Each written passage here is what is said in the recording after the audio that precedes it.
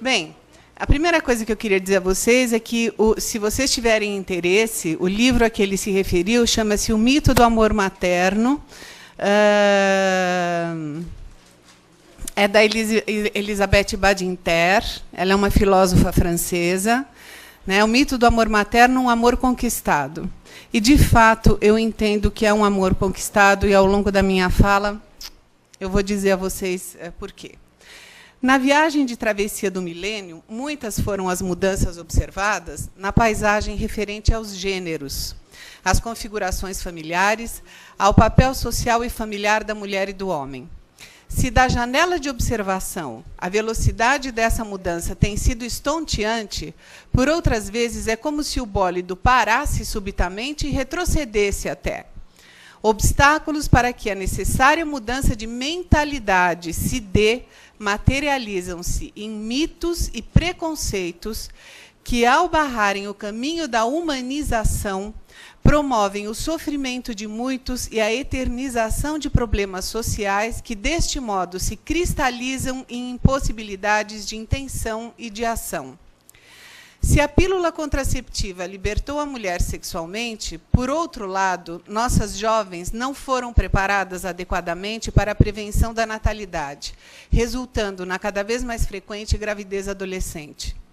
Se, teoricamente, a mulher optar por engravidar, no momento que considerasse mais adequado, na prática, o que se verifica é que essa escolha nem sempre está ao alcance da maioria das mulheres brasileiras, quer por falta de recursos, quer por falta de orientação, quer por falta de apoio de políticas públicas que disponibilizem serviços e pessoas habilitadas para o trabalho profilático das gravidezes não desejadas. Com as exigências do mercado em ascensão, a mulher passou a se capacitar cada vez mais antes de pensar numa gestação. De fato, essa é a realidade de uma minoria em nosso país, enquanto que as demais sequer pensam ou planejam as gestações múltiplas, precoces, sequenciadas e que muitas vezes terminam em tristes casos de abandono de crianças em lixeiras, hospitais, metrôs e tantos outros lugares para onde são conduzidas essas mulheres, ensandecidas pelo desespero ou congeladas pela loucura. Modernamente, a busca pelo equilíbrio financeiro faz com que o casal pense e retarde muito a parentalidade. Modernamente, também, muitas das famílias são chefiadas por mulheres sem marido, com vários filhos e filhas, cuja história tende a ser uma reprise da triste e pesada história materna. As relações de gênero, disse, mudaram com a entrada da mulher no mercado de trabalho, gerando o poder econômico feminino, que modificou as relações de gênero. As decisões passam a ser compartilhadas pelo casal. As relações de casal, dizem os estudiosos, tornaram-se mais semelhantes, especialmente no que se refere às questões de autoridade. Numa realidade paralela, o casal praticamente inexiste. A responsabilidade da família tende a ser da mulher nesses casos, assim como a responsabilidade pela assunção da maternidade não planejada. E aqui acho que, se forem pensar num outro evento, vamos pensar na participação do homem na questão da assunção desta maternidade não planejada, né? Que é uma questão que sempre fica à margem, né? O homem não é considerado. Então, nessa realidade paralela, o casal praticamente inexiste, a responsabilidade da família tende a ser da mulher nesses casos, assim como a responsabilidade pela assunção da maternidade não planejada, restando ao homem manter-se à margem, sem direito a participar das decisões, mas desinvestido da responsabilidade pela própria sociedade. E, mais ainda, pela própria mulher, que se considera a única responsável pela gravidez indesejada e, portanto, pelo destino a ser dado à criança que dela advém. Sabe-se que as mulheres também estudam mais, o que lhes possibilita galgar melhores postos de trabalho, ainda que ganhando cerca de 30% menos do que os homens exercendo as mesmas funções. Estuda-se mais. No entanto, mesmo as mais educadas ainda se veem enredadas com o fabuloso mito do amor materno, no qual eu acredito, sim. segundo o qual toda mulher deve desejar ser mãe e, ao sê-lo, deve desejar incontestavelmente fazer-se cargo do filho a quem deu à luz. A retórica da maternidade permaneceu intocada por tanto tempo que ficou entrelaçada no tecido da nossa consciência, e eu diria da nossa inconsciência também. Se lançarmos luz, poderemos ver com clareza os referenciais onde se apoiam nossas crenças sobre a maternidade, quer suas raízes se encontrem na cultura popular ou nos achados supostamente científicos. Muito do que nos é apresentado desde a nossa própria infância como verdades inquestionáveis revela-se composto de mitos e preconceitos que se multiplicam em nossa cultura e que se perpetuam através dos tempos. O mito da maternidade é o mito da mãe perfeita. Ela deve ser completamente devotada não só aos filhos, mas ao seu papel de mãe. Deve ser a mãe que compreende os filhos, que dá o amor total e, o que é mais importante, que se entrega totalmente. Deve ser capaz de enormes sacrifícios, deve ser fértil e ter instinto maternal, a não ser que ela, solteira ou pobre, e, nesse caso, será aviltada precisamente por essas condições. Apesar das mudanças no trabalho e na vida da família de milhões de mulheres, apesar de se falar de uma era de pós-feminismo, a atitude em relação a elas continua colada na idade das trevas. A visão da maternidade idealizada ainda permeia todos os aspectos da vida, da divisão do trabalho doméstico, as leis trabalhistas, as normas legais e políticas, e continua a se infiltrar na cultura popular, em livros, televisão, filmes, jornais e assim por diante. As crenças sobre a maternidade são empurradas para nós como naturais e tradicionais, como se fossem sinônimos, esquecendo-nos de que houve tempos em que as mães não se ocupavam dos seus filhos e entregavam-nos sem pestanejar ao cuidado das amas de leite, com quem morriam como moscas, e as mães sabiam disso. O infanticídio também não era condenado, pois visto como uma forma de planejamento familiar, num mundo onde a maternidade fora do casamento era vista com total intolerância social. Antropólogos e sociólogos demonstram que a maternidade é um construto social e cultural, e que é a cultura e os interesses sociopolítico-econômicos que decidem quem deve criar os filhos e como.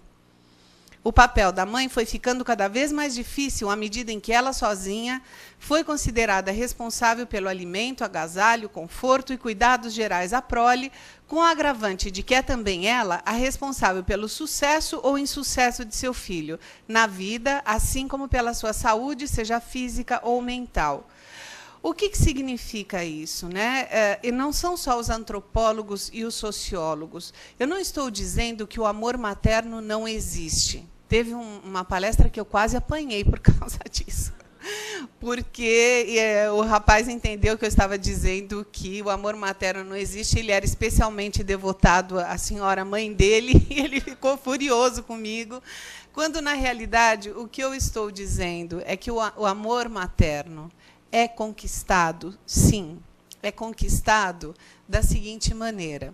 Quando uma mulher deseja um filho, ela imagina esse filho e já começa a se relacionar com ele, ainda durante a gestação. Ela conversa com esse filho, ela faz uma imagem desse filho.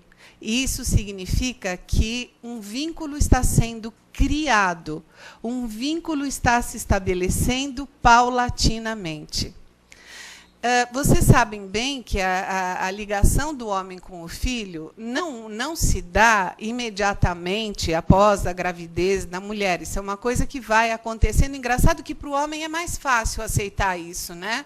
Que muito homem consegue confessar que só se apaixona pelo filho depois que ele nasce mesmo, que durante a gravidez ele não, né, era uma coisa muito teórica, muito distante, né? E isso é muito verdade, porque a mulher tem toda a proximidade física e toda a movimentação da criança dentro do seu próprio corpo como realidade já.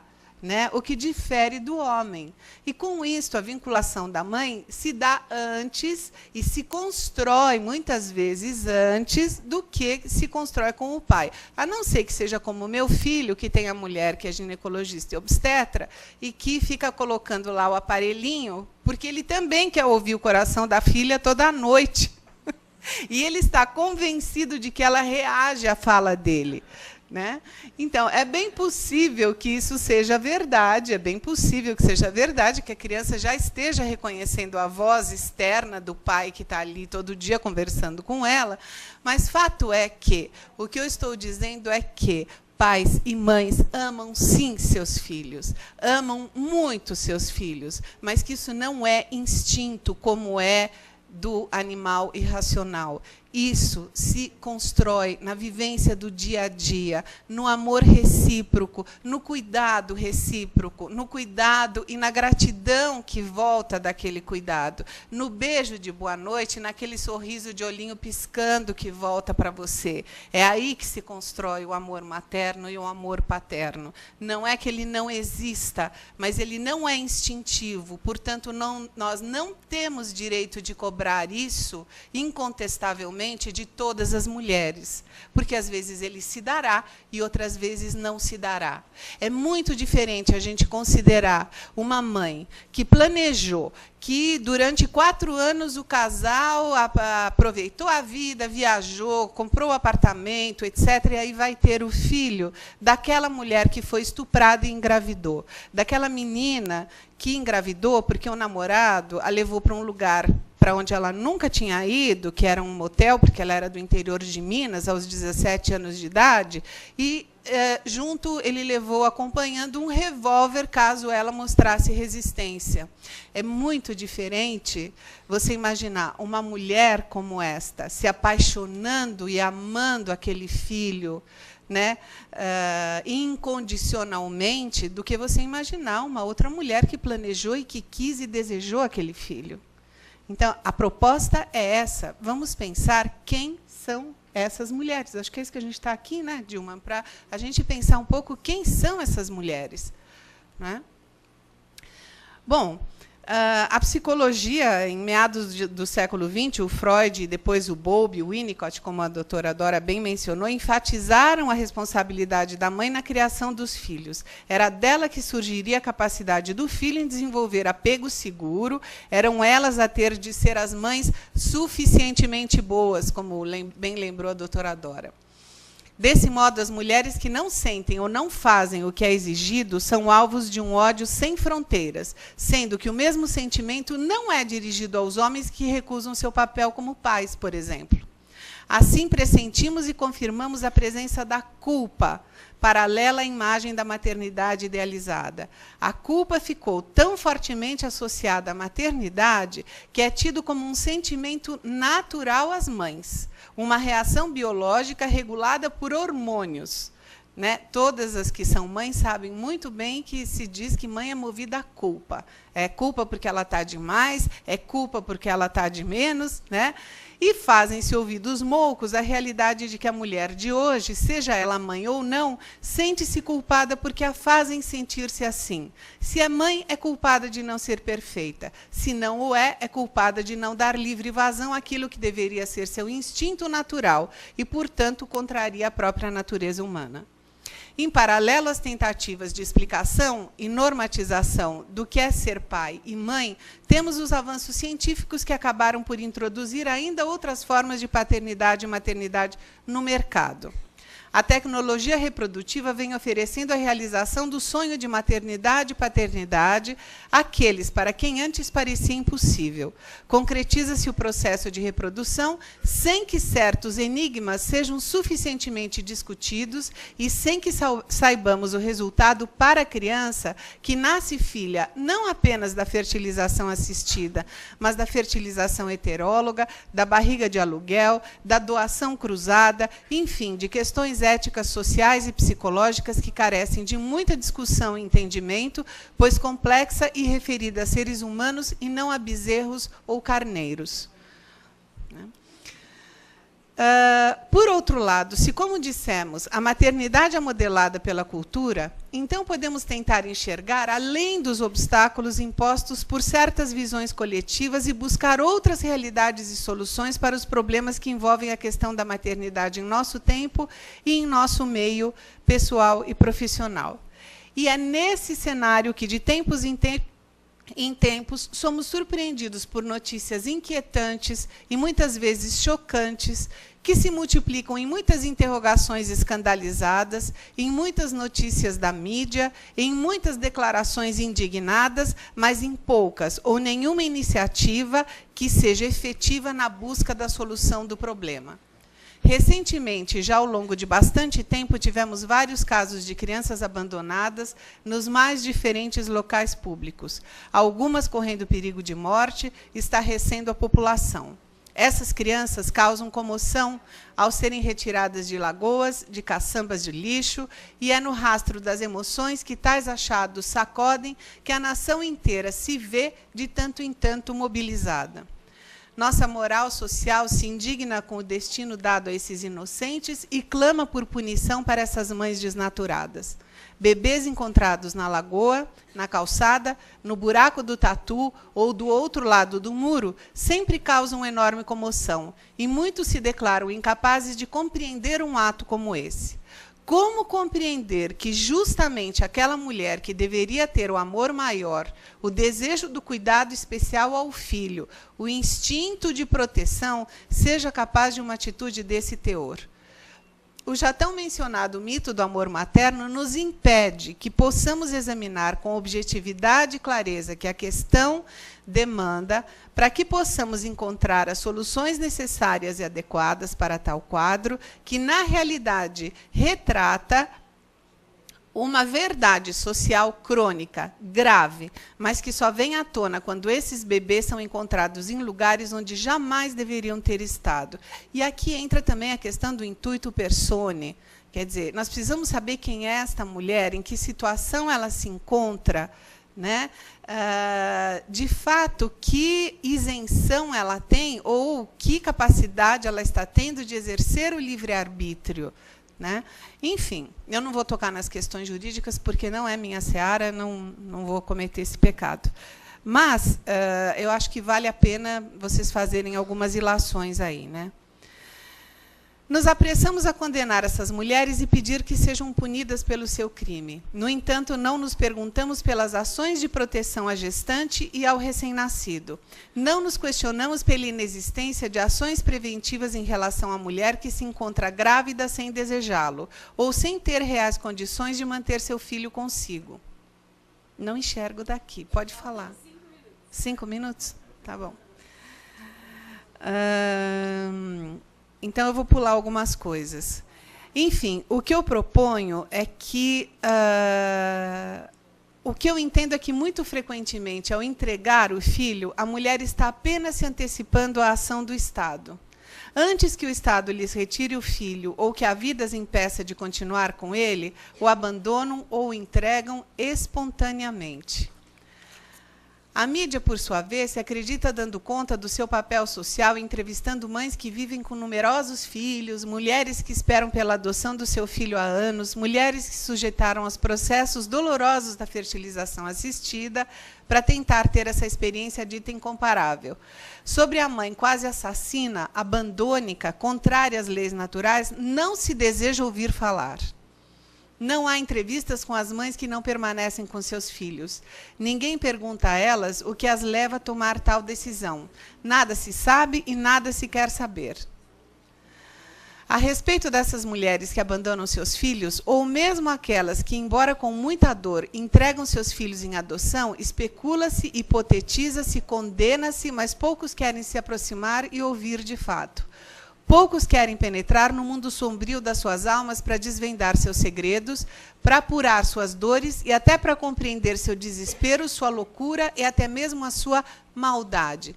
Há maldades que parecem maldade e há bondades que parecem bondade.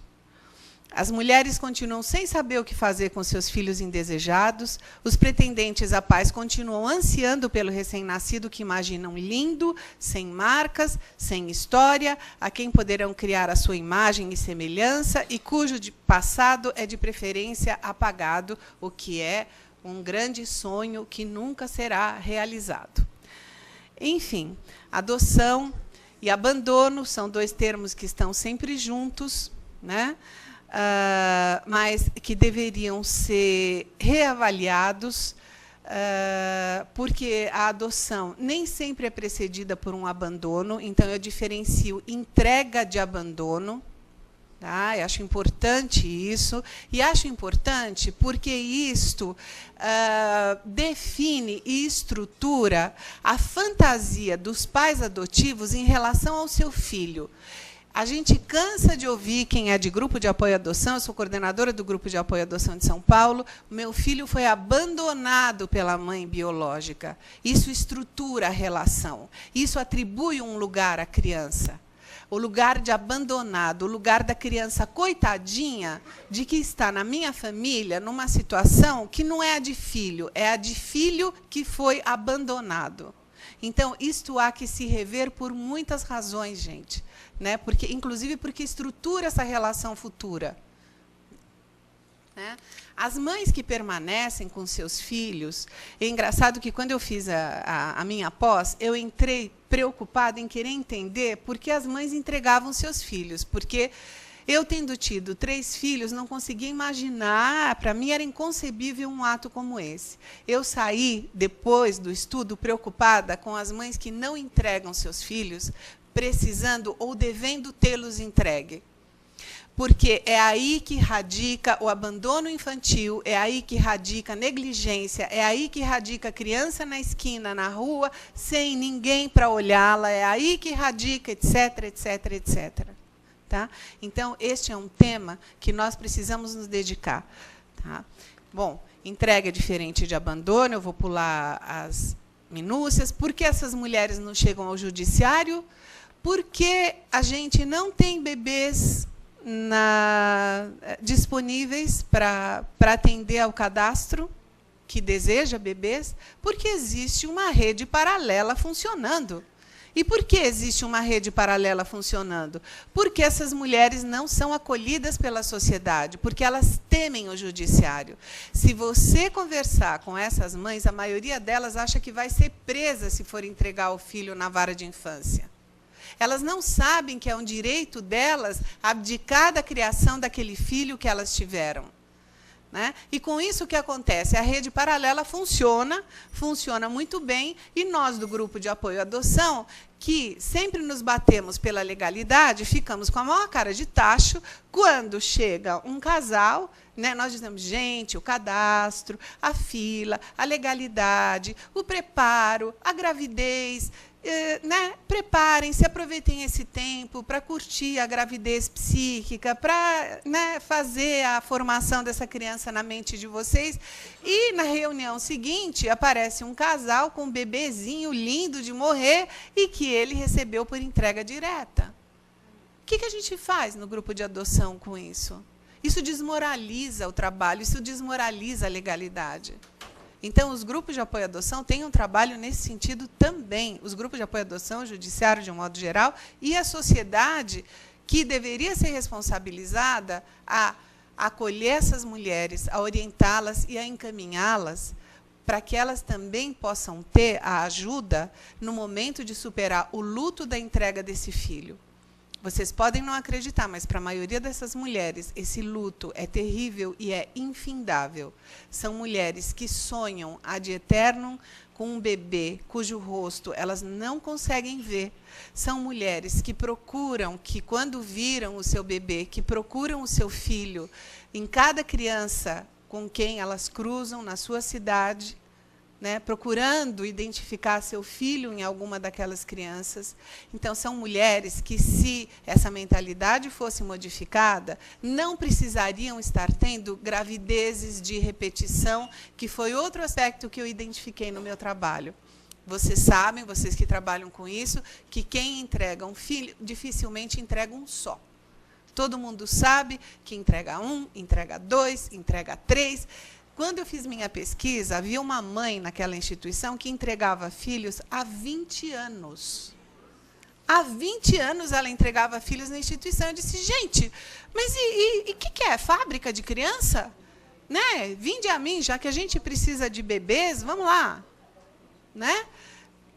Então, gente, tem algo aí a ser feito. O processo de entrega no puerpério é outra coisa que merece cuidados. O puerpério é um momento em que a mulher está totalmente descentrada, tanto física quanto psicologicamente. Então, há que se pensar muito, há que se avaliar com muito cuidado o acolhimento dessa criança no período do puerpério. Né? Porque é um momento em que os hormônios estão todos confusos, em que essa mulher está tendo um vazio físico e psíquico, uma vivência psíquica de vazio muito intensa, né? E ela precisa ser acompanhada, porque, senão, esta mazela das crianças, das gravidezes de repetição, de mães sem condição, engravidando repetidamente, que nós facilmente dizemos, mas é o fim da picada, já deu 1, já deu 2 e já está fazendo o terceiro. Muito bom do ponto de vista, né? Eu moro no Morumbi, né? A maioria teve babá, quem não teve babá teve a empregada que ajudou. E, né, quem perdeu um filho, muitas vezes, conta com a ajuda do psicólogo, do psicanalista, do psiquiatra, medicação e tal. E elas contam com o quê? Com a nossa crítica mordaz, né, e com a nossa rejeição total e absoluta. E, assim, nós perpetuamos um problema social, né, que nunca terá solução se essas mulheres não forem devidamente atendidas. Aqui em São Paulo, que nós temos, ou estamos tentando ter, né, Dilsa? Nós temos um grupo de trabalho que está tentando fazer uma cartilha, que será o primeiro passo no sentido da capacitação, quer do pessoal do judiciário, da saúde, da assistência social e dos grupos de apoio à adoção, para o acolhimento dessas mulheres, que, enfim, ou que declinam, ou que se diagnostica desejosas de entregarem seu filho, ou, pelo menos, se dizem impossibilitadas de permanecer com eles. Nós estamos tendo aí alguns impasses, mas acho que a Dilsa vai falar um pouco disso para vocês. Teria muito mais para estar especificando e pontuando, mas acho que o básico do recado está dado. Eu agradeço pela paciência e desculpa pela polêmica que, eventualmente, eu causei no interior de vocês. Muito obrigada.